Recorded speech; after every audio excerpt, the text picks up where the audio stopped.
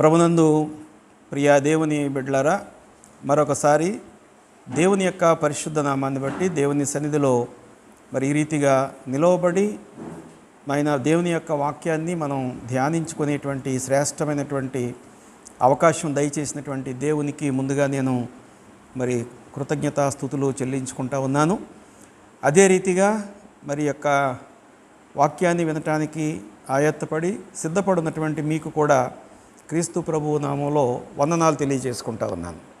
ఈ సమయంలో ఈ కార్యక్రమం కొరకు బిడ్డలు ఎంతగానో శ్రమ కోర్చి సహకరిస్తూ ఉన్నారు.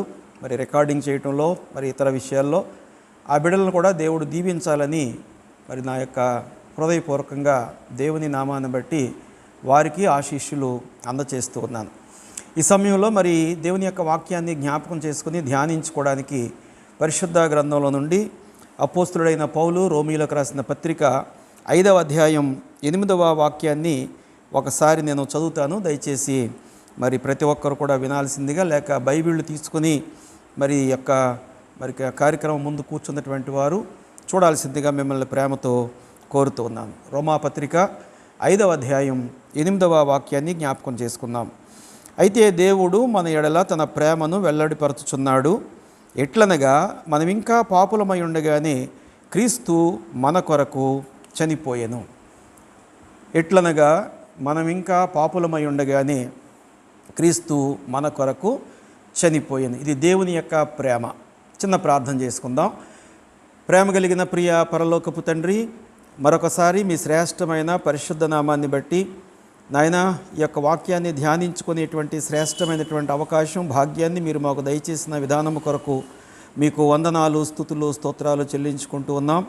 సహకరిస్తూ ఉన్న ప్రతి బిడ్డను, వాక్యం వినేటువంటి ప్రతి బిడ్డను మీరే ఈ యొక్క కృపలో భద్రపరిచి కాపాడి సంరక్షించుమని, జరుగుతున్న పనిని నీ నామ మహిమార్థమై అనేకులకు మేలుకరంగా, ఆశీర్వాదకరంగా, దీవెనకరంగా, ఆత్మీయమైనటువంటి మేలులు పొందుకునేటువంటి రీతిలో, ఫలభరితమైనటువంటి రీతిలో భద్రపరచుమని యేసు నామమున ఈ ప్రార్థన మీకు అర్పించుచున్నాము తండ్రి.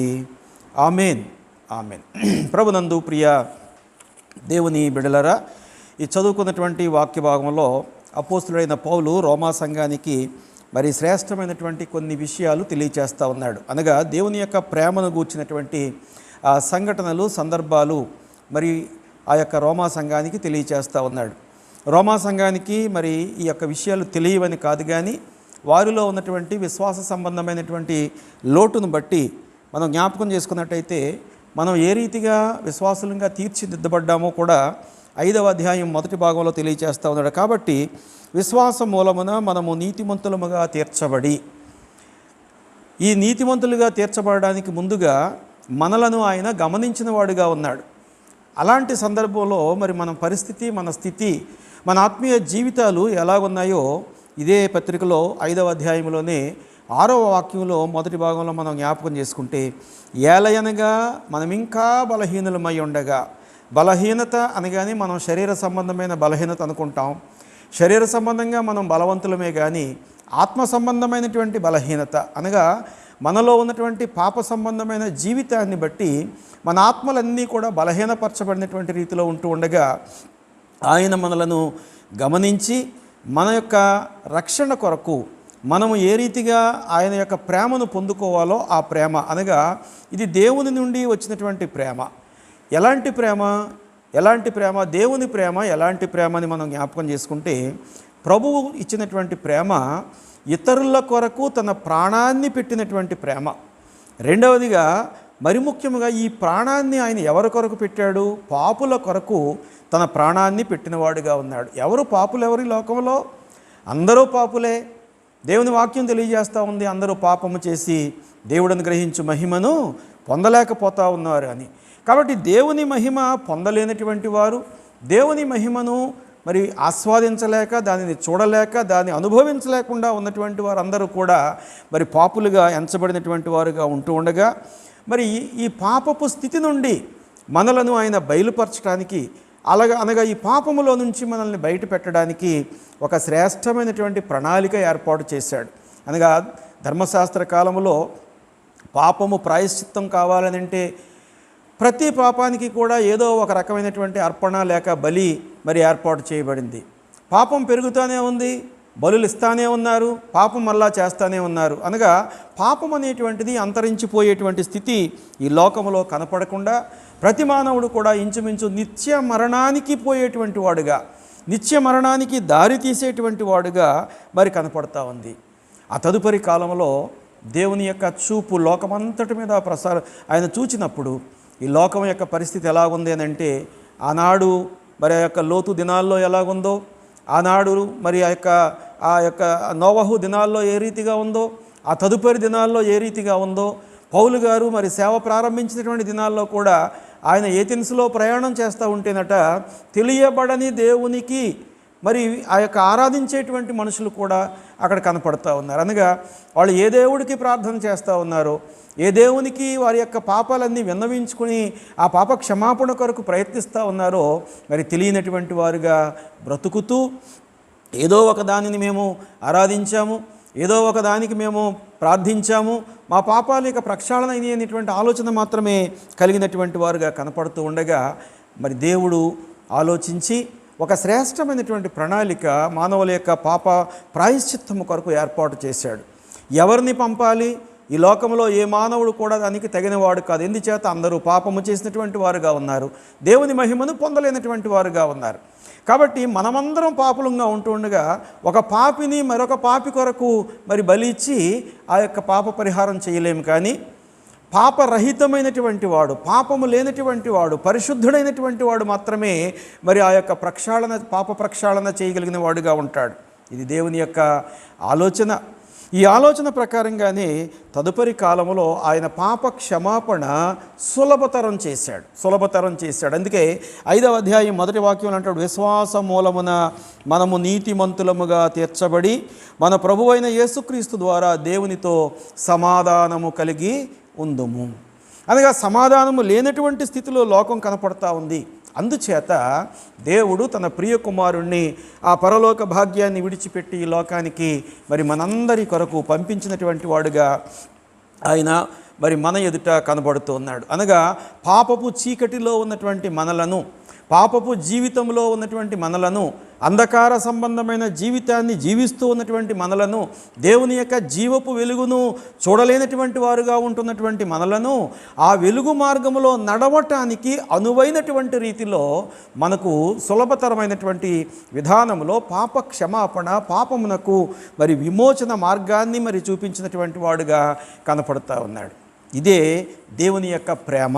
ఈ దేవుని ప్రేమకు మరి గుర్తుగానే మనం ఇందాక చదువుకున్నటువంటి వాక్య భాగంలో, అనగా రోమాపత్రిక 5వ అధ్యాయం 8వ వాక్యంలో అంటా ఉన్నాడు అక్కడ, అయితే దేవుడు మన ఎడల తన ప్రేమను వెల్లడిపరుస్తూ ఉన్నాడు. మన ఎడల అనగా ఈ లోకంలో ఉన్నటువంటి సమస్త మానవుల ఎడల, ఈ లోకములో మరి పాపము చేసి దేవుని యొక్క మహిమను పొందుకోలేకపోతున్నటువంటి ప్రతి వాని కొరకు కూడా ఆయన ప్రేమ చూపిస్తూ ఉన్నాడు.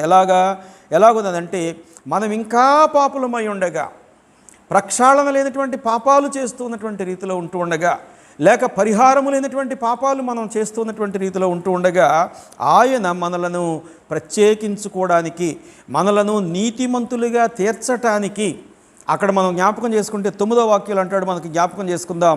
అక్కడ 9వ వాక్యం 5వ అధ్యాయం 9వ వాక్యంలో, కాబట్టి ఆయన రక్తము వలన ఇప్పుడు నీతిమంతులముగా తీర్చబడి. ఎంత సులభతరం అయిపోయిందండి రక్షణ భాగ్యం! ఎంత తేలికైనటువంటి విధానంలో విశ్వసించినటువంటి వానికి సమాధానము కలిగినటువంటి వాడు ఎవరైతే గనక ఆయన రక్తములో కడగబడతాడో అలాంటి వారందరూ కూడా నీతిమంతులుగా మరి తీర్చబడతారు అనేటువంటి శ్రేష్టమైనటువంటి ఆ యొక్క మార్గాన్ని మనకు చూపించిన వాడుగా కనపడతా ఉన్నాడు. అంతేకాదు ఆ కింద భాగంలో మనం జ్ఞాపకం చేసుకుంటే మరింత నిశ్చయముగా ఆయన ఉగ్రత నుండి మనం రక్షించబడతాం. దేవుని యొక్క ఉగ్రత సామాన్యమైనటువంటిది కాదు. ఒక నిమిషం మాత్రంలో ఆయన ఉగ్రత వచ్చి భూమి కంపించిందంటే మనం ఎన్నో నష్టపోయేటువంటి వారంగా ఉంటాం. ఒక నిమిషంలో కనుక సముద్రంలో అల్లకల్లోనో లేచిపోతే కొన్ని గ్రామాలే నాశనమైపోయేటువంటి రీతి కనపడతా ఉంది. దేవుని ప్రేమ ఎలాంటిదో మరి పౌలు గారు తెలియచేస్తూ ఉన్నాడు. అసలు ప్రేమ ఏ రీతిగా ఉండాలి? మొదటి కొరింథీ పత్రిక 13వ అధ్యాయం 2వ వాక్యంలో మనం జ్ఞాపకం చేసుకోగలిగితే పౌలు గారు కొరింథీ సంఘానికి రాస్తుంటాడు, ప్రవచించు కృపావరము కలిగి మర్మములన్నీయు జ్ఞానమంతయు ఎరిగిన వాడనైనను కొండలను పెకలింపగల పూర్ణ విశ్వాసము గల వాడనైనను ప్రేమ లేని వాడనైతే నేను వ్యర్థుడను అంటా ఉన్నాడు. అనగా ప్రేమ అనేటువంటిది ఉన్నది 2 అక్షరాలే, కానీ దానిలో ఎంతో ఆత్మీయత నిండినటువంటిదిగా కనపడతా ఉంది. మనం చాలా మాటకారులుగా ఉంటాం, లోకంలో ఎన్నో గొప్ప మాటలు చెప్తూ ఉంటాం, ఎదటివారు మాట్లాడడానికి అవకాశం లేనటువంటి రీతిలో మాట్లాడుతూ ఉంటాం.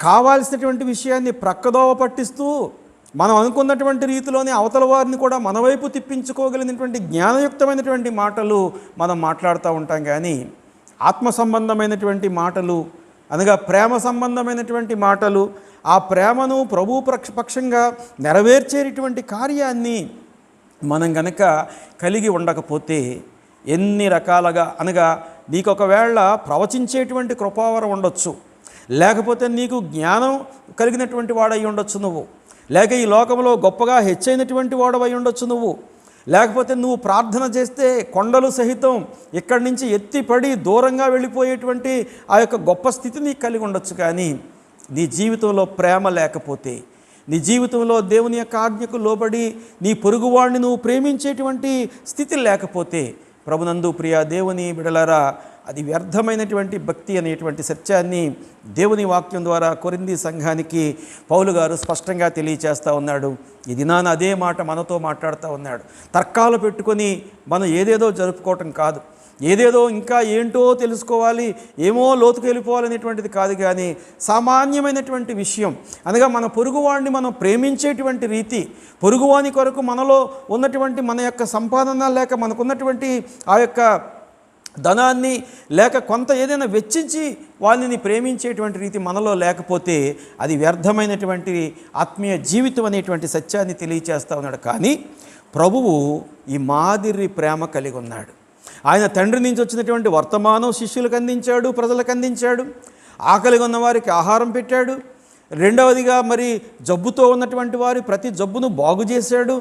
చివరకు చనిపోయిన వారిని కూడా లేపినటువంటి వాడుగా ఉంటూ తండ్రి యొక్క మాటకు లోబడి అనగా ఆజ్ఞ ప్రకారంగా నడుచుకుంటూ ధర్మశాస్త్రంలో ఉన్నటువంటి ప్రతి ఆజ్ఞను మరి ఆయన పాటిస్తూ దానికి లోబడినటువంటి వాడుగా ఉండి పొరుగువాడిని ప్రేమించే విషయంలో సమర్పణ జీవితం కలిగినటువంటి వాడుగా.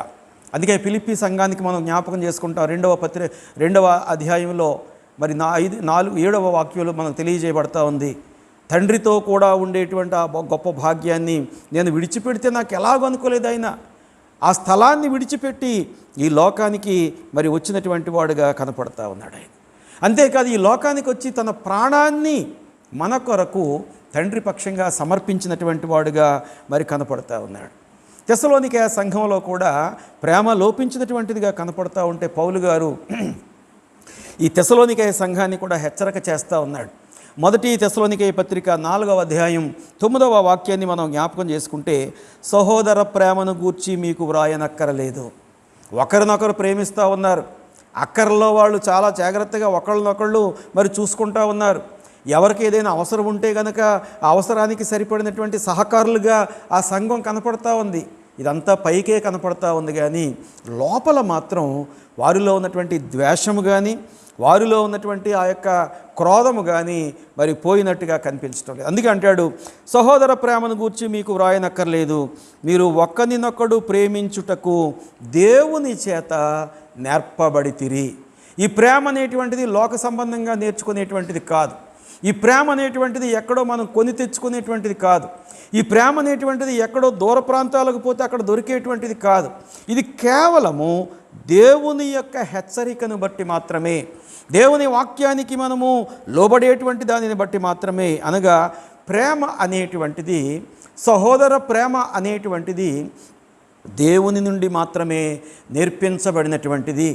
సహోదర ప్రేమ దేవుని నుండి మాత్రమే మన దగ్గరకు వచ్చి మనలను మరి ప్రేమించేటువంటి రీతిలో నడిపించినటువంటిదిగా మరి కనపడతా ఉంది. అనగా దారి తప్పినటువంటి వారిని దారిలో నడిపించటం, ఎదురాడేటువంటి వారిని ఓర్పుతో సహిస్తూ వారిని సక్రమమైనటువంటి మార్గంలో మరి నడిచేటువంటి రీతిలో చేయటం, ద్వేషించే వారిని, దూషించేటువంటి వారిని, లేక మరి తర్కించేటువంటి వారిని, వ్యర్థమైనటువంటి మాటలతో దేవుని యొక్క నామాన్ని పాడు చేసేటువంటి వారిని ప్రభునందు ప్రియ దేవుని బిడ్డలారా ప్రేమతో మాత్రమే వారిని ఒక మార్గానికి తేగలం. కానీ వారిని ప్రత్యక్షంగా మనం దేవుని యొక్క ప్రేమను చూపించి మాత్రమే ఒక క్రమాన్ని వారికి నేర్పగలం. కానీ తర్కించేటువంటి విధానము కానీ ఏదేదో విషయాలు మనం ఆలోచించేటువంటి రీతిలో కనుక ముందుకెళ్తే దేవుని ప్రేమను మన సహోదరులకు పంచలేనటువంటి వారంగా కనపడుతూ ఉన్నాం.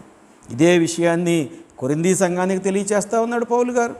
అదే విషయాన్ని తెసలోనికై సంఘానికి తెలియచేస్తూ ఉన్నాడు. ఎందుచేత ఈ మాటలు తెలియచేస్తూ ఉన్నాడో దేవుని ప్రేమ ఎలాంటిదో మనం జ్ఞాపకం చేసుకోగలిగితే యోహాను సువార్త 3వ అధ్యాయం 16వ వాక్యంలో మనం చిన్ననాటి నుంచి కూడా కంఠత వాక్యం కింద నేర్చుకుంటాం. దేవుడు లోకమును ఎంతో ప్రేమించెను. ఎంతగా ప్రేమించాడు? తన ప్రాణాన్ని పెట్టునంతగా తన కుమారుణ్ణి ఈ లోకానికి పంపించాడు. ఎందుచేతంటే తండ్రి ఎంతగా పరిశుద్ధుడో ఈ కుమారుడు కూడా అంతే పరిశుద్ధుడు.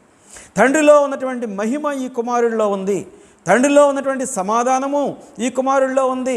తండ్రిలో ఉన్నటువంటి ఆత్మీయత ఈ కుమారుడిలో ఉంది. కాబట్టి ఆయన ఆ ప్రేమను చూపించడానికి తన కుమారుణ్ణి ఈ లోకానికి పంపినవాడుగా ఉన్నాడు. అందుకే అంటాడు, దేవుడు లోకమును ఎంతో ప్రేమించెను.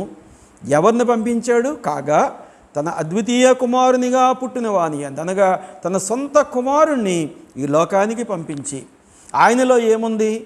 ఆది మానవుడైనటువంటి ఆదాము పాపము చేయకముందు ఏమైతే మహిమ కలిగి ఉన్నాడో, ఆది మానవుడైన ఆదాము ఏమైతే దేవుని ఆజ్ఞకు లోబడినటువంటి వాడిగా ఉన్నాడో, అంతేకాదు తండ్రితోటి మరి సహవాసము సమాధానము కలిగిన వాడుగా ఉన్నాడో, ఇదిగో ఈ ప్రభు అయినటువంటి క్రీస్తు కూడా అదే రీతిని కలిగి ఉంటూ ఉండగా ఆయన తన ప్రియ కుమారుని ఈ లోకానికి మన కొరకు పంపించాడు. కారణం ఏంటో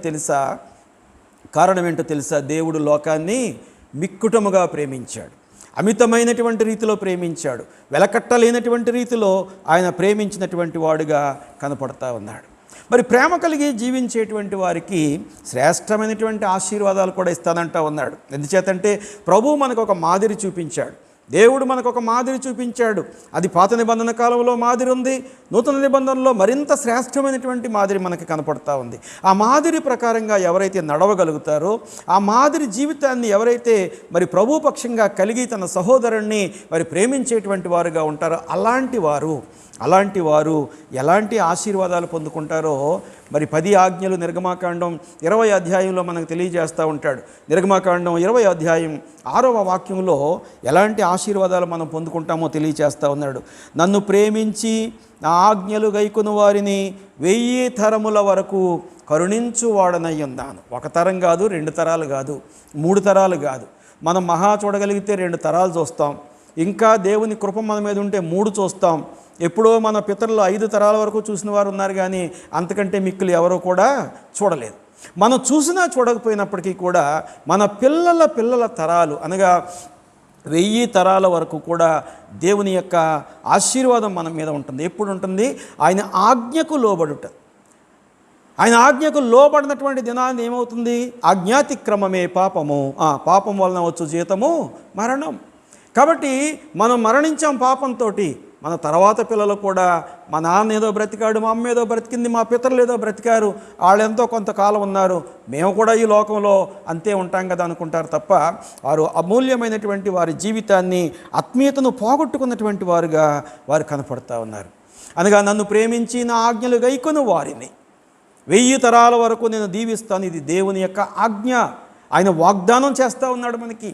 నా ఆజ్ఞలలో మీరు నడిస్తే 1 తరం కాదు, 2 తరాలు కాదు, 1000 తరాలు ఆశీర్వాదాన్ని ఇచ్చేటువంటి వాడుగా కనపడతా ఉన్నాడు.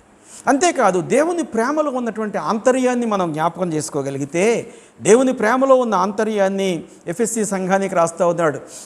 అక్కడ కొరింథీ సంఘానికి రాశాడు, తెసలోనికే సంఘానికి రాశాడు, అలాగే ఎఫెసీ సంఘానికి కూడా రాస్తా ఉన్నాడు. అనగా అన్ని సంఘాల్లో మరి సంపూర్ణమైనటువంటి రీతిలో ఆశీర్వాదం ఉంది, కానీ ప్రేమ కొదువై ఉంటూ ఉండగా ఇది ఇక్కడ ఎఫెసీ సంఘానికి కూడా రాస్తా ఉన్నాడు. 2వ అధ్యాయం 4వ వాక్యంలో, మీరు సమాధానమును బంధము చేత ఆత్మ కలిగించు ఐక్యమును కాపాడుకొనుటయందు శ్రద్ధ కలిగిన వారై. సమాధానముతోటి ఒక విశ్వాసి మరొక విశ్వాసి బంధించబడాలి. ఏదో మనం మందిరానికి వస్తూ ఉంటాం, ఒకళ్ళ ముఖాలు ఒకళ్ళు చూసుకుంటాం, లేకపోతే కొన్ని సందర్భాల్లో మాటలు విసురుకుంటాం, లేకపోతే కొన్ని సందర్భాల్లో మరి నువ్వా నేను అన్నట్టుగా ప్రవర్తిస్తూ ఉంటాం. అనగా దేవుని సన్నిధిలో కనపడుతూ ఉన్నాం, కానీ సమాధానము లేనటువంటి జీవితాలు మనం కలిగి ఉంటూ ఉండగా ఎఫెసీ సంఘం పరిస్థితి అలాగే ఉంది. బహుగా ఆశీర్వదించబడ్డారు, జ్ఞానయుక్తమైనటువంటి మనుషులు ఉన్నారు, తెలివితేటలు కలిగినటువంటి కుటుంబాలు ఉన్నాయి, మరి ధనంతో నిండినటువంటి కుటుంబాలు ఉన్నాయి, పరిచర్యలో భాగస్థులుగా ఉన్నటువంటి వారు అనేక మంది ఉన్నారు. కానీ ఏ కుటుంబంలో సంతోషం లేదు, ఏ కుటుంబంలో సమాధానం లేదు. దేవుని యొక్క సమాధానం అనేటువంటి ఆ బంధం వారి మధ్యలో లేనటువంటి దాన్ని బట్టి చూడండి, అక్కడ అంటాడు, మీరు సమాధానమను బంధము చేత ఆత్మ కలిగించు ఐక్యమును కాపాడుకున్నటందు శ్రద్ధ కలిగిన వారై. ఆ కింద వాక్యములు అంటాడు, నేనైతే దాన్ని అక్కడ ఇన్వర్టెడ్ కామాస్లో పెట్టుకున్నాను. ఏమనంటే ప్రేమతో ఒకరినొకడు సహించాలి, అనగా సహింపు లేనటువంటిది. ఈ దినాల్లో అన్నదమ్ముల మధ్యలో మరి సహించేటువంటి స్థితి లేదు, అక్క చెల్లెళ్ళ మధ్యలో సహించుకునేటువంటి స్థితి లేదు. ఎవరి కష్టాన్ని బట్టి వాళ్ళు అభివృద్ధి చెందుతూ ఉంటే వారిని చూసి మరి అంతకుముందే అభివృద్ధి చెందినటువంటి వారు కూడా మరి సహింపు లేనటువంటి వారుగా, అనగా మాకంటే పెద్దవాళ్ళు అయిపోతూ ఉన్నారు, మాకంటే గొప్పవాళ్ళు అయిపోతూ ఉన్నారు అనేటువంటి ఆ యొక్క మరి అసూయ చేత, ద్వేషము చేత ప్రేమను కోల్పోయినటువంటి వారుగా ఉంటూ ఉండగా అక్కడ అంటాడు, ప్రేమతో ఒకరినొకడు సహించుకోండయ్యా. మీరు ప్రేమ లేనటువంటి జీవితాన్ని జీవిస్తూ ఉంటే దానివల్ల మీకు ప్రయోజనం లేదు. దేవునితోటి మీకు సమాధానం అనేటువంటిది లేకపోతే ఆయన సముఖంలో మీరు ఉండలేరు. ఆయన సముఖంలో ఉండాలి, ఆయన మహిమను చూడాలి అంటే మనలో సమాధానము ఉండాలి. అనగా ప్రేమలో సహింపు అనేటువంటిది ముఖ్యమైనటువంటి అంశముగా ఎఫెసీ సంఘానికి మరి జ్ఞాపకం చేస్తూ ఉన్నాడు. అంతేకాదు ప్రేమలోనట పరిమళం ఉండాలట. పరిమళము అనగా సువాసన సంబంధమైనటువంటిది, అనగా మంచి వాసన. మన ప్రేమను చూచినటువంటి వాడు, ఆహా ఫలానా సంఘములో ఉన్నటువంటి సహోదరుడు, లేక సియోను సంఘములో ఉన్నటువంటి సహోదర సహోదరులు, షాలేము సంఘములో ఉన్నటువంటి సహోదర సహోదరులు, సార్వత్రిక సంఘములో ఉన్నటువంటి విశ్వాసులైనటువంటి వారు ఎంత సమాధానముతో దేవునిని సంధించేటువంటి వారుగా ఉన్నారు. ఈ యొక్క పరిమళము మరి మనల్ని చూచినటువంటి వారు మన యొక్క కార్యాలని బట్టి, మన ప్రేమ స్థితిని బట్టి, ప్రభునందు ప్రియ దేవుని బిడ్డలారా, దేవునిని మనలో చూడాలి. అనగా మన ప్రేమలో పరిమళము వెదజల్లాలి.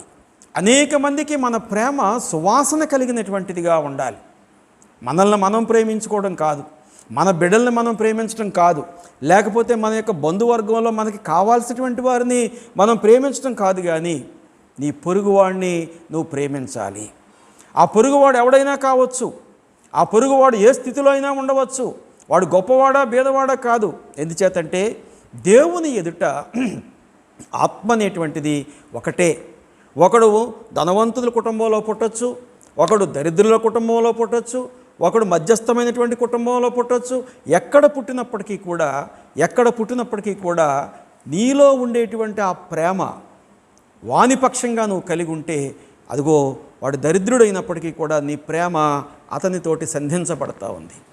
వాడు దీనుడైనప్పటికీ కూడా నీ యొక్క ప్రేమ అతనితోటి సంధించబడి దేవుని ఎదుట నీవు ఒక యోగ్యమైనటువంటి పాత్రగా నిలబడతావు అనేటువంటి సత్యాన్ని దేవుని యొక్క వాక్యం ద్వారా తెలియచేయబడతా ఉంది. ఈ ఎఫెసీ సంఘంలో ఒకళ్ళనొకళ్ళు ప్రేమించుకుంటున్నట్టుగా ఉన్నారు, కానీ ఇదంతా నటింపు ప్రేమ.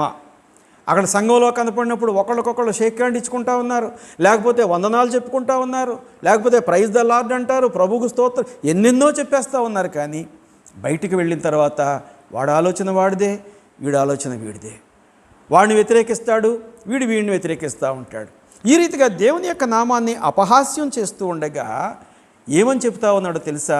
మనల్ని మనం ప్రభువుకు అర్పించుకున్న దినాన, దేవునితోటి మనం సమాధానము కలిగి ఉన్నటువంటి దినాన, మనము పరిమళమైనటువంటి వాసన కలిగినటువంటి ప్రేమను ఇతరులకు పంచుతూ దేవుని ఎదుట సమాధానము కలిగి ఆయన యొక్క మహిమను మనం పొందుకోగలుగుతాం. ఎఫెసీ పత్రిక 5వ అధ్యాయం 2వ వాక్యంలో అంటాడు, క్రీస్తు మిమ్మును ప్రేమించి పరిమళ వాసనగా ఉండుటకు మన కొరకు తన్ను తాను దేవునికి అర్పణగాను బలిగాను అర్పించుకొనెను. అలాగునని మీరును ప్రేమ కలిగి ఉండుడి, లేక ప్రేమ కలిగి నడుచుకొనుడి. అనగా ఆయన బలర్పించుకున్నాడు మన కొరకు. మనల్ని బలేవమనటం లేదు, కానీ నిన్ను ఏ రీతిగా నువ్వు ప్రేమించుకుంటా ఉన్నావో, నిన్ను ఏ రీతిగా నువ్వు మరి మహిమపరుచుకోవాలి, గొప్పవాడిని అనిపించుకోవాలనుకుంటా ఉన్నావో, నీ పొరుగువాడిని కూడా నువ్వు అదే రీతిలో హెచ్చించగలిగితే. ఈ దినాల్లో అనేక సందర్భాల్లో మనం చూస్తూ ఉంటాం, కొంతమంది భర్తలు అతను ప్రేమించుకున్నటువంటి స్థితిలో తన భార్యను కూడా ప్రేమించడు. కొంతమంది భార్యలు మరి వారి యొక్క భర్తలను మరి ప్రేమించేటువంటి రీతిలో కనపడరు, ప్రేమిస్తూ ఉన్నట్టుగా నటిస్తూ ఉంటారు, ప్రేమిస్తున్నట్టుగా కనిపిస్తూ ఉంటారు, కానీ సంపూర్ణమైనటువంటి ఆత్మీయత కలిగినటువంటి ప్రేమ వారిలో కనిపించడం లేదు, కానీ దేవుని ప్రేమ శాశ్వతమైనది. అనగా మనం ప్రేమించేటువంటి ప్రేమ ఎలా ఉండాలని అంటే అర్పణతో కూడినటువంటిదిగా, అనగా దేవుడు ఆఘ్రాణించేటువంటి ప్రేమ మనలో నుంచి రావాలి, సమాధాన సంబంధమైనటువంటి ప్రేమ మనలో నుంచి రావాలి, ఆత్మ సంబంధమైన ప్రేమ మనలో నుంచి రావాలి. అలాంటి ప్రేమను మనం గనక మరి మన సహోదరుడి పక్షంగా లేక సహోదరి పక్షంగా పంచగలిగితే, దానిని వారి పక్షంగా మనం చూపించగలిగితే, వారితో మనం సమాధాన పడిన దినాన మనం దేవునితో కూడా సమాధాన పడేటువంటి వారంగా ఉంటాం. దేవుని ప్రేమ ఎలాంటిది? దేవుని ప్రేమ శాశ్వతమైనటువంటి ప్రేమ. మొదటి రాజుల గ్రంథం 10వ అధ్యాయం 9వ వాక్యంలో మనం జ్ఞాపకం చేసుకుంటే, మొదటి రాజుల గ్రంథం 10వ అధ్యాయం 9వ వాక్యంలో మనం జ్ఞాపకం చేసుకుంటే, అక్కడ శాబాదేశపు రాణి సొలొమోను యొక్క జ్ఞానాన్ని గురించి విని కొన్ని దినాల పాటు ఆయన దగ్గరకు ప్రయాణం చేసి వచ్చి ఆయనతోటి మాట్లాడుతూ ఆయనలో నుంచి వస్తూ ఉన్నటువంటి దైవ సంబంధమైనటువంటి ఆ జ్ఞానాన్ని వింటూ ఉండగా తను ఏమో అయిపోతూ ఉంది. అసలు ఆయన జ్ఞానం గురించి విన్నటువంటి దానికంటే కూడా వ్యక్తిగతంగా సొలొమోనుకు ఎదురుగా కూర్చొని ఆయన మాట్లాడుతున్న మాటలు, ఆయన ఇస్తున్నటువంటి తీర్పులు, ప్రజల పక్షంగా ఆయన కలిగిన ప్రేమ, ఇవన్నీ కూడా మరి అక్కడ తెలియచేయబడతా ఉంటే ఆమె ఎంత మంచి మాటలు అంటా ఉందో మనం జ్ఞాపకం చేసుకున్నట్టయితే, అక్కడ మొదటి భాగంలో కాదు 2వ భాగంలో నేను చదువుతా ఉన్నాను. మొదటి రాజుల గ్రంథం 10వ అధ్యాయం 9వ వాక్యం 2వ భాగంలో, యెహోవా ఇశ్రాయేలీయుల యందు శాశ్వత ప్రేమ ఉంచెను, యెహోవా ఇశ్రాయేలీయుల యందు శాశ్వత ప్రేమ ఉంచెను గనుక నీతి న్యాయములను అనుసరించి రాజ్యములను లేక రాజకార్యములను జరిగించుటకు ఆయన నిన్ను నియమించెను. దేవుని నామానికి మహిమ కలుగును గాక. ఎవరు నియమించిందండి? ఎవరు నియమించాడు? దేవుడు సొలొమోనును ఏర్పాటు చేసుకున్నాడు. దావీదు తర్వాత ఇంకా ఎవరో లేరా? ఉన్నారు. దావీదుకి ఇంకా అనేక మంది కుమారులు ఉన్నారు, కానీ వారిలో దేవుని ఏర్పాటులో, దేవుని యొక్క క్రమములో, తండ్రి యొక్క అడుగు ఆజ్ఞలలో, అదుపు ఆజ్ఞలలో పెరిగినటువంటి సొలొమోను పక్షంగా దేవుని ప్రేమ కనుపరుస్తూ ఉన్నాడు. దేవుడు సొలొమోను ఏర్పాటు చేసుకున్నాడు. ఎందుచేత తెలుసా? సొలొమోనుకు ఇతరులను ప్రేమించేటువంటి శ్రేష్టమైనటువంటి ఆధిక్యత కలిగిన వాడుగా ఉన్నాడు. అంతేకాదు సొలొమోను దేవుని యొక్క ఆజ్ఞలు నెరవేర్చేటువంటి వాడుగా ఉన్నాడు. ఆయనకు దేవుడు కలలో కనపడి, నీకేం కావాలి? ఐశ్వర్యం కావాలా? రాజ్యాలు కావాలా? నీకేం కావాలని అడిగితే, అయ్యా నాకు ఐశ్వర్యం వద్దు, రాజ్యం వద్దు, ఉన్నటువంటి రాజ్యం చాలు, ఉన్నటువంటి ఐశ్వర్యం చాలు, ఈ రాజ్యాన్ని, ఈ ప్రజలను పరిపాలించడానికి నాకు సరైనటువంటి సమయస్ఫూర్తి కలిగిన జ్ఞానాన్ని నాకు దయచేస్తే నీ ప్రజలైన ఇశ్రాయేలీయులను నేను జాగ్రత్తగా పరిపాలిస్తాను అంటూ ఇదే మాట శాబాదేశపు రాణి ఆమె నోటితోటి పలుకుతూ ఉంది. ఏమనంటే, నీతి న్యాయములను జరిగించుటకు, రాజకార్యములను జరిగించుటకు ఆయన నిన్ను, ఓ సొలొమోను, నిన్ను నియమించాడు. ఎందుచేత తెలుసా? ఆయన ప్రేమ శాశ్వతమైన ప్రేమ. ఇశ్రాయేలీల పక్షముగా ఆయన ప్రేమ శాశ్వతమైనటువంటి రీతిలో మరి కనపడతా ఉంది. దేవుని ప్రేమ ఎవరి పక్షంగా ఉంటుందంటే, ఆయనకు లోబడేటువంటి వారి పక్షంగా మాత్రమే ఉంటుంది. శత్రువు మన మీదకి ఎంత వేగంగా వచ్చినప్పటికీ కూడా, శత్రువు మనల్ని ఎంత కృంగదీయాలనేటువంటి ఆలోచన కలిగిన వాడుగా ఉన్నప్పటికీ కూడా, దేవుని ప్రేమ మనలను ఎడబాయకుండా ఉన్నంత కాలము కూడా మనము దేవుని యొక్క వెలుగులో, ఆయన యొక్క మహిమలో నడవగలుగుతాం. దావీదు దేవునికి లోబడినటువంటి వాడుగా ఉన్నాడు. అందుకే దావీదుని గురించి దేవుని సాక్ష్యం, దావీదు సుబుద్ధి కలిగినటువంటి వాడు, అనగా సమాధాన సంబంధమైనటువంటి ప్రేమ కలిగినటువంటి వారికి వచ్చే మంచి పేరు ఏంటంటే సుబుద్ధి కలిగిన వారు. ఎందుచేత దేవుడు శాశ్వతమైన ప్రేమతో మనల్ని ప్రేమించినటువంటి వాడుగా ఉన్నాడు. దేవుడు ఆయన ప్రేమను ఎవరికి ఇస్తాడు? ఆయనకు లోబడేటువంటి వారికి ఇస్తాడు. ఆయన యొక్క శ్రమలలో పాలిభాగస్తులుగా ఉండడానికి ఇష్టపడేటువంటి వారిగా ఉన్నటువంటి వారికి ఇస్తాడు. ఎవరికి ఇస్తాడో నేను చాలా తీక్షణంగా ఆలోచన చేసినప్పుడు దేవుని ప్రేమ ఎవరి పక్షంగా ఉంటుందో మరి కొన్ని ముఖ్యమైనటువంటి కార్యాలు మనకు కనపడతా ఉన్నాయి అక్కడ. ఏమిటనంటే దేవుని ప్రేమ పాపము చేసినటువంటి వారి మీద ఉంది. ఆయన పాపులను రక్షించడానికే ఈ లోకానికి వచ్చాడని తిమోతి పత్రిక 1వ అధ్యాయం 15వ వాక్యంలో తెలియచేస్తూ ఉన్నాడు. అంతేకాదు మరి పాపులను రక్షించడానికే నీతిమంతుల కొరకు నేను ఈ లోకానికి రాలేదు అనగా దేవుని ప్రేమ ఎవరి మీద ఉంది? ఆయన పరలోకాన్ని విడిచిపెట్టి ఈ లోకానికి ఎవరి కొరకు వచ్చాడంటే పాపము చేసిన ప్రతి మానవుని కొరకు వచ్చాడు. ప్రేమ లేకుండా లోక సంబంధమైన జీవితాన్ని జీవిస్తూ ఉన్నటువంటి ప్రతి వాని కొరకు వచ్చాడు. అంతేకాదు దేవుని ప్రేమలో ఏముందనంటే సమర్పణ జీవితం ఉంది. తన్ను తాను మన కొరకు బలిగా అర్పించుకున్నటువంటి ఆ ప్రేమ. మూడవదిగా మనం జ్ఞాపకం చేసుకుంటే దేవుని చేత మాదిరిగా నేర్పించబడిన ప్రేమ, అనగా ప్రాణము పెట్టడానికి కూడా వెనక తీయనటువంటిది దేవుని ప్రేమ. అంతేకాదు దేవుని ప్రేమ తరతరాలు నిలిచేటువంటిది. దేవుని ప్రేమ శాశ్వతముగా మన మీద ఉండేటువంటిది. దేవుని ప్రేమ సమాధాన సంబంధమైనటువంటి సహింపుతో కూడినటువంటిదిగా కనపడతా ఉంది. దేవుని ప్రేమ సమాధానముతో కూడిన సహింపు కలిగినటువంటిదిగా. ఆరవదిగా మనం జ్ఞాపకం చేసుకుంటే పరిమళ వాసనగా దేవుని ప్రేమ ఉంటుంది. అంతేకాదు దేవుని ప్రేమ శాశ్వతమైనది. అది నిరంతరము ఈవేళ ఎలాగుందో రేపు అలాగే ఉంటుంది, రేపు ఎలా ఉందో ఎల్లుండి అలాగే ఉంటుంది, ఎల్లుండి ఎలా ఉందో అవతల వైపు కూడా అలాగే ఉంటుంది. ప్రభునందు ప్రియ దేవుని బిడలారా, జ్ఞాపకం చేసుకుందాం, దేవుని ప్రేమ శాశ్వతమైనటువంటి ప్రేమ. దేవుని ప్రేమ శాశ్వతమైన ప్రేమ. రెండవదిగా మనం జ్ఞాపకం చేసుకుందాం, ఇంతవరకు దేవుని ప్రేమ, ఆయన సమాధానము, ఆ వెలుగు, ఆయన మహిమ ఎలా ఉందో మనం జ్ఞాపకం చేసుకుందాం. ఇప్పుడు రెండవదిగా మానవుని ప్రేమ ఎలా ఉంటుంది? ఆదికాండం 25వ అధ్యాయం 28వ వాక్యంలో, ఆదికాండం 25వ అధ్యాయం 28వ వాక్యంలో, ఇస్సాకు యాషావు తెచ్చిన వేట మాంసము తినుచుండెను గనుక అతడు అతనిని ప్రేమించెను. ఆహార సంబంధమైనటువంటి ప్రేమ.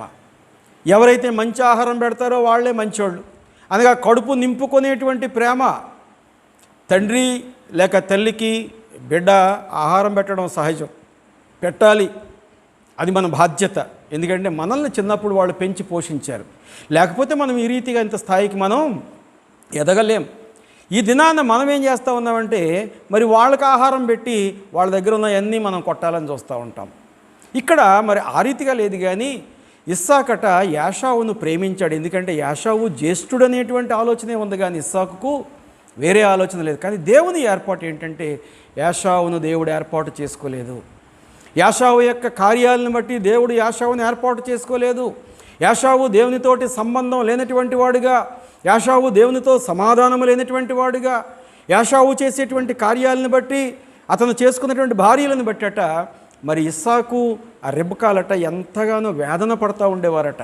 అయినప్పటికీ నా జ్యేష్ఠ కుమారుడు నాకు ఆహారం పెడతా ఉన్నాడు, నా కొరకు వేటాడి మంచి మాంసం పెడతా ఉన్నాడని ఆ యొక్క ఆహారాన్ని బట్టి మరి యాషావును ఇస్సాకు ప్రేమిస్తూ ఉన్నటువంటి వాడుగా కనపడతా ఉన్నాడు. మూడవదిగా మనం జ్ఞాపకం చేసుకుంటే మోసపు ప్రేమ. మానవులకు ఉండేటువంటిది మోసం. నేను కొన్ని ఉదాహరణలు మాత్రమే చెప్తా ఉన్నాను, సమయాభావాన్ని బట్టి అన్ని ఉదాహరణలోకి వెళ్ళటం లేదు, ఎందుకంటే చాలా ఉదాహరణలు ఉన్నాయి మనకు బైబిల్లో. మానవుల యొక్క మోసకరమైన జీవితాన్ని గురించి బైబిల్ ఎంతగానో చెప్తా ఉంది. ఇక్కడ మరి ఆదికాండంలో 25వ అధ్యాయంలో మరి ఇద్దరు అన్నదమ్ములు కనపడతా ఉన్నారు. ఎవరు అన్నదమ్ములు? యాకోబు, యాషావు. యాషావట వేటాడి వేటాడి వేటాడి వేటలో ఏమీ దొరక్క, లేక తిరిగి తిరిగి తిరిగి వచ్చి ఏమీ దొరక్క అలసిపోయాడు. వంట చేసుకునేటువంటి సమయం కూడా లేదు, తినేటువంటి సమయం కూడా లేదు. తమ్ముడు అక్కడే ఉండి వంట చేసుకుంటా ఉన్నాడు. మరి చక్కటి ఎర్రెర్రగా ఉన్నటువంటి కూరగాయలు, చిక్కుడుగాయలతో వంట చేసుకుంటా ఉంటే, అయ్యా నాకు ఆకలిగా ఉంది, ఆహారం పెట్టదంటే మరి యుక్తి కలిగినటువంటి యాకోబు అంటా ఉన్నాడు, నీకు ఆహారం పెట్టాలంటే నీ జ్యేష్ఠత్వాన్ని నాకు అమ్మేయి, నేను ఇచ్చేస్తాను. ఈ ఆకలితో చచ్చే కంటే కూడా నాకు నా జ్యేష్ఠత్వాన్ని నీకు ఇచ్చేస్తాను, నా జ్యేష్ఠత్వాన్ని నీకు ఇచ్చేస్తాను. ఆదికాండం 25వ అధ్యాయం 31వ వాక్యం అంటాడు, అందుకు యాకోబు నీ జ్యేష్ఠత్వము నాకు ఎమ్మని అడుగగా, 33వ వాక్యంలో 25వ అధ్యాయం 33వ వాక్యంలో యాకోబు నేడు నాతో ప్రమాణం చేయవయ్యా, నువ్వు నాతోటి ప్రమాణం చేసి నీ జ్యేష్ఠత్వాన్ని నాకు గనక అమ్మేయి, నేను ఆహారం కడుపు నిండా పెడతాను, నీకు ఎంత కావాలో అంత పెడతాను. ఒక్క పూట ఆహారము కొరకు తన యొక్క జ్యేష్ఠత్వాన్ని అమ్ముకున్నటువంటి వాడుగా ఇక్కడ మనకి యాషావు కనపడతా ఉన్నాడు. అనగా యోసేపు యొక్క మోసములో యాషావు పడిపోయాడు. అన్నా నువ్వు ఆకలిగా ఉన్నావు కదా, సరే నీ ఆకలి తీర్చడానికి నా దగ్గర ఉన్న ఆహారంలో కొంత పెడతాను అనే మాట అనలేదు. ఇదే సమయం అనుకున్నాడు, ఇదే అదును అనుకున్నాడు అన్నగారిని మోసం చేయడానికి. అదును అనుకుని అక్కడ అంటా ఉన్నాడు 25వ అధ్యాయంలో మరి 34వ వాక్యంలో మనం జ్ఞాపకం చేసుకుంటే అక్కడ జరిగినటువంటి సందర్భాన్ని నేను ఒకసారి చదివి వినిపిస్తాను. అక్కడ సందర్భం, యాకోబు ఆహారమును చిక్కుడుకాయల వంటకమును యాషావుకి ఇచ్చెను, అతడు తిని త్రాగి లేచిపోయెను, అట్లు యాషావు తన జ్యేష్ఠత్వమును తృణీకరించెను. ఒక్క పూట ఆహారము కొరకు అవకాశాన్ని మరి మాటుగా వేసి అవకాశాన్ని ఉపయోగించేసుకొని అన్నగారి యొక్క కడుపుకున్న ఆకలిని ఉపయోగించుకొని అతనిని మోసగించినటువంటి వాడుగా తన సహోదరుడు కనపడతా ఉన్నాడు. అనగా మోసకరమైన ప్రేమ. ఆహారం పెడతా ఉన్నట్టుగానే ఉన్నాడు, కానీ ఆ వంకని ఏం చేశాడు, జ్యేష్ఠత్వాన్ని తీసేసుకున్నటువంటి వాడుగా కనపడతా ఉన్నాడు. మరి మానవులంగా మనం ఎలాంటి ప్రేమ కలిగి ఉండాలి? మానవ జీవితంలో లేక శరీర సంబంధమైనటువంటి జీవితాన్ని మనం కలిగి ప్రభు యొక్క రక్తంలో శుద్ధీకరించబడినటువంటి వారంగా, విశ్వాసము ద్వారా రక్షణ పొందినటువంటి వారంగా, దేవుడిచ్చినటువంటి రక్షణ ఉచితముగా పొందుకున్నటువంటి వారంగా మనము ఎలాంటి రీతిని మరి దేవుని యొక్క ప్రేమ కలిగి ఉండాలో రోమా సంఘానికి రాస్తూ ఉన్నాడు. ఇందాక మనం కొరింథీ సంఘాన్ని చూసాం, అదే రీతిగా తెసలోనికై సంఘాన్ని చూసాం, ఎఫ్ఎస్సి సంఘాన్ని చూసాం, ఫిలిప్పీ సంఘాన్ని చూసాం. ఏ సంఘములో కూడా దేవుని ప్రేమ లేదు. ఇదిగో రోమా సంఘములో అసలే లేదు. అందుకే రోమాపత్రిక 12వ అధ్యాయం 9వ వాక్యం అంటాడు, మీ ప్రేమ నిష్కపటమైనదై ఉండవలెను, చెడ్డదానిని అసహించుకొని మంచిదానిని హత్తుకొని ఉండుడి. చెడ్డదానిని అసహించుకోవాలి, మంచిని హత్తుకోండి. నీ సహోదరుడు ఆకలిగా ఉన్నాడు కదా అని వాడికి ఆహారం పెట్టి వాడి దగ్గరదంతా నువ్వు తోచుకునేటువంటి ఆలోచన కలిగి ఉంటే, ప్రభునందు ప్రియ దేవుని బిడ్డ, ఆ పని జరిగిన తర్వాత యాకోబు పడినటువంటి కష్టాలు అన్నీ ఇన్ని కాదు. తన జీవితంలో సెటిల్మెంట్ కోసమే ఎంతో దూరం ప్రయాణం చేసిన వాడుగా యాకోబు కనపడతా ఉన్నాడు. 10వ వాక్యాన్ని మనం జ్ఞాపకం చేసుకుంటే 12వ అధ్యాయం రోమపత్రిక 12:10 వాక్యాన్ని, సహోదర ప్రేమ విషయములో ఒకని అందొకడు అనురాగము గలవారై ఘనత విషయములో ఒకనిని ఒకడు గొప్పగా ఎంచుకోండి. రోమా సంఘస్థులారా, ఇందులో గొప్పవాడిని భేదం లేదు, ధనికుడిని భేదం లేదు, జ్ఞాని అని భేదం లేదు, లేక దీనుడిని భేదం లేదు. ఎందుచేత అందరూ పాపము చేసి దేవుడిని గ్రహించే మహిమను ఏ రీతిగా పొందలేకపోతూ ఉన్నారో, అందరూ కూడా దేవుని నామాన్ని బట్టి ఆయన చిత్తాన్ని బట్టి ఆ ప్రేమను పొందుకోవడానికి అర్హులుగా ఉన్నటువంటి వారుగా ఉన్నారు. కాబట్టి ఒకని మీద ఒకడు ప్రేమ పెంచుకోండి, ఒకని మీద ఒకడు అనురాగం పెంచుకోండి. అంతేకాదు ఒకరిని ఒకడు ఘనముగా హెచ్చించుకోమన్నారు కదా అని దేవుని సన్నిధిలో కాదు, నీ సహోదరుడు కనపడినప్పుడు వాడిని హెచ్చించాలి. మూడవదిగా మనం జ్ఞాపకం చేసుకుంటే, దేవుని మాదిరి ప్రేమ కలిగినటువంటి వారు ఏమి పొందుకుంటారో కూడా మనకి బైబిల్ తెలియచేస్తూ ఉంది. దేవుని మాదిరి ప్రేమ కలిగినటువంటి వారు పొందుకునేటువంటి శ్రేష్టమైనటువంటి ఆశీర్వాదాలు ఏమిటట? నూతన స్వభావం ఉంటుంది, రక్షణ దొరుకుతుంది, పరిశుద్ధాత్మ అనే వరాన్ని మనం పొందుకుంటాం. తీతుపత్రిక 3వ అధ్యాయం 4-5 వాక్యాలు మనం జ్ఞాపకం చేసుకుంటే, తన కనికరము చొప్పుననే పునర్జన్మ సంబంధమైన స్నానము ద్వారాను పరిశుద్ధాత్మ మనకు నూతన స్వభావము కలుగచేయుట ద్వారాను మనలను రక్షించెను. అనగా నమ్మి బాప్తిస్మము పొందటాన్ని బట్టి, దేవుని యొక్క పరిశుద్ధతను మనం పొందుకోవడాన్ని బట్టి ఎక్కడి నుంచి వచ్చింది? కేవలము దేవుని ప్రేమను బట్టి, కేవలము దేవుని యొక్క కనికరాన్ని బట్టి ఆ ప్రేమను మనం మరి పొందుకున్నాం. కాబట్టి దేవుని మహిమ మనలో ఉండాలి. ఎలా ఉండాలట? దేవుని మహిమ మనలో ఉండాలి అంటే ఏదో ఒక సిలువ మెళ్ళలో వేసుకోవటమో, లేకపోతే ప్రభువు ఉన్నటువంటి బొమ్మ అనుకొని అది ప్రభువో కాదో తెలియదు, ఎవరో తయారు చేసిన బొమ్మ తీసుకొచ్చి ఒక దండకి మనం అది కాదు మనం దేవుని మహిమ కలిగి ఉండటం అంటే. మొదటి యోహాను పత్రిక 4వ అధ్యాయం 12వ వాక్యంలో మరి యోహాను గారు తెలియజేస్తూ ఉన్నాడు, ఏ మానవుడు ఎప్పుడునూ దేవుని చూసి ఉండలేదు. మనము ఒకరిని ఒకడము ప్రేమించిన ఎడల దేవుడు మన యందు నిలిచి ఉండును. అనగా ప్రేమలోనే దేవుడు ఉన్నాడు. ఆ ప్రేమను బట్టి మాత్రమే దేవుడు మన మధ్యలో సమాధానాన్ని ఇచ్చేవాడుగా ఉన్నాడు. ఆ ప్రేమను బట్టి మాత్రమే తండ్రితో దేవుడు ప్రభువు మనకు సంధి చేసినటువంటి వాడుగా కనపడుతూ ఉన్నాడు. మానవుడు ఎవడో కూడా దేవుడిని చూడలేదు, చూసినటువంటి వాడు ఎవడో కూడా బ్రతకడు. ఇక్కడ మరి మనం జ్ఞాపకం చేసుకున్నట్టయితే ఒక్కరినొకడు ప్రేమించేలాగా, స్థాయి భేదము లేకుండా, వర్గభేదము లేకుండా, లింగ భేదము లేకుండా దైవ సంబంధమైన ప్రేమ ఎవరైతే చూపించగలుగుతారో, మోసకరమైనటువంటి స్థితి కాకుండా ప్రభువును బట్టి ఎవరైతే ఒకరినొకరు ప్రేమించగలుగుతారో అలాంటి వారు మాత్రమే ప్రియా దేవుని బిడలారా దేవునితోటి మరి సహబాలిభాగస్తులుగా ఉంటారు. ప్రేమ కలిగినటువంటి వాడట దేవుణ్ణి కలిగి ఉంటాడు. ప్రేమ కలిగిన వాడు దేవుని మహిమను కలిగి ఉంటాడు. అందుకే యాకోబు గారు అంటాడు, మనం క్రియలతో కూడినటువంటి విశ్వాసాన్ని కలిగి ఉండాలి. మూడవదిగా మనం జ్ఞాపకం చేసుకుంటే అభ్యంతరాలు లేనటువంటి జీవితం మనకిస్తాడు దేవుడు. అభ్యంతరం ఉండదు. మనం ఎక్కడున్నప్పటికీ కూడా ఎవరికి అభ్యంతరంగా ఉండం. మొదటి యోహాను పత్రిక 2వ అధ్యాయం 10వ వాక్యం అంటాడు, తన సహోదరుని ప్రేమించువాడు వెలుగులో ఉన్నాడు. దేవుని నామానికి మహిమ కలుగును గాక. సహోదరుని మనం ఎప్పుడైతే ప్రేమిస్తామో మనం ఎక్కడున్నామట? దేవుని వెలుగులో ఉన్నాం.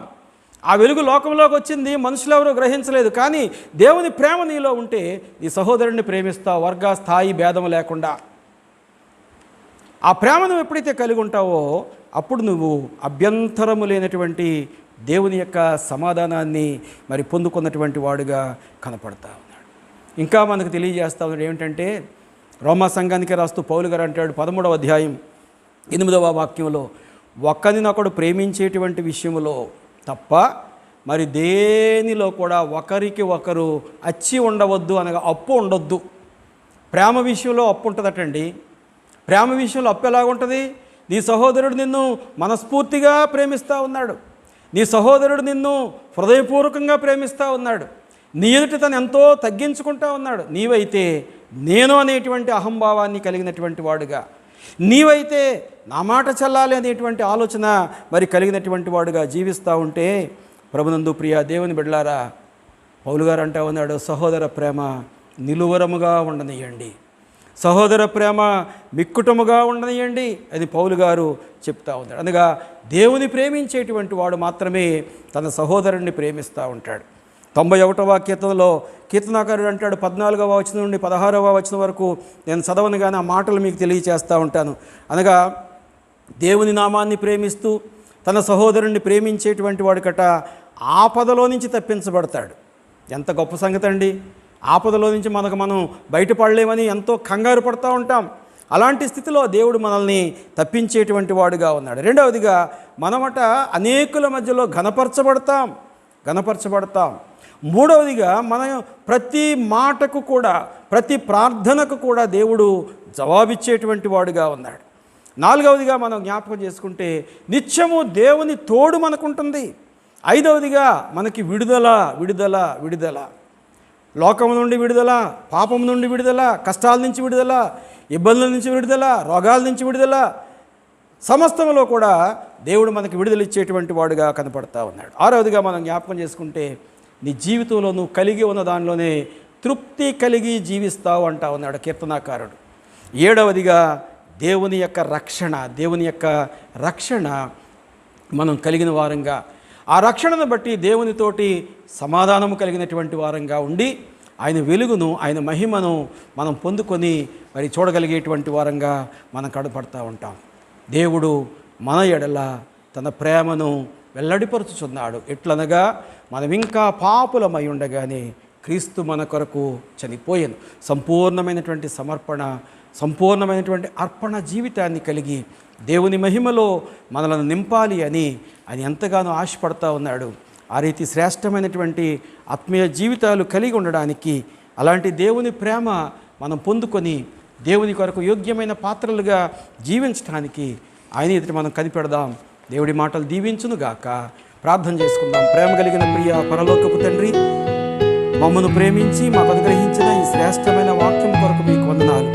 మీరు మా పక్షముగా కలిగినటువంటి ప్రేమ మేము సర్వలోకపక్షంగా ఉన్నటువంటి ప్రతి మానవుని పక్షంగా నాయన ఇలాంటి వారు అలాంటి వారు అనేటువంటి భేదం లేకుండా ప్రతి వారిని సంపూర్ణంగా ప్రేమించేటువంటి రీతి కొరకు మాకు మంచి సిద్ధపాటు మంచి నేర్పు అనుగ్రహించండి.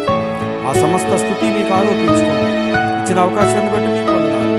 అదే రికార్డింగ్ విషయంలో కష్టపడుతూ సహకరిస్తున్న బిడ్డలను దీవించి ఆశీర్వదించి కృప చూపించండి. వాక్యాన్ని వినేటువంటి ప్రతి బిడ్డకు కావాల్సిన శ్రేష్టమైనటువంటి ఆత్మీయ ఫలింపు అనుగ్రహించమని యేసు నామములో ప్రార్థన కల్పించుచున్నాము తండ్రి, ఆమేన్. మన తండ్రి అయిన దేవుని ప్రేమ, ప్రభువైన యేసుక్రీస్తు కృప, పరిశుద్ధాత్మ అన్యోన్య సహవాసము సన్నిధి అక్కడ చేరిన బిడ్డలకు, సర్వలోకములో ఉన్న సకల పరిశుద్ధులకు, మరి ముఖ్యంగా ఈ వాక్యము వినేటువంటి ప్రతి బిడ్డకు సదాకాలము తోడయుండి నడిపించునుగాక. ఆమేన్, ఆమేన్, ఆమేన్. అందరికీ వందనాలండి.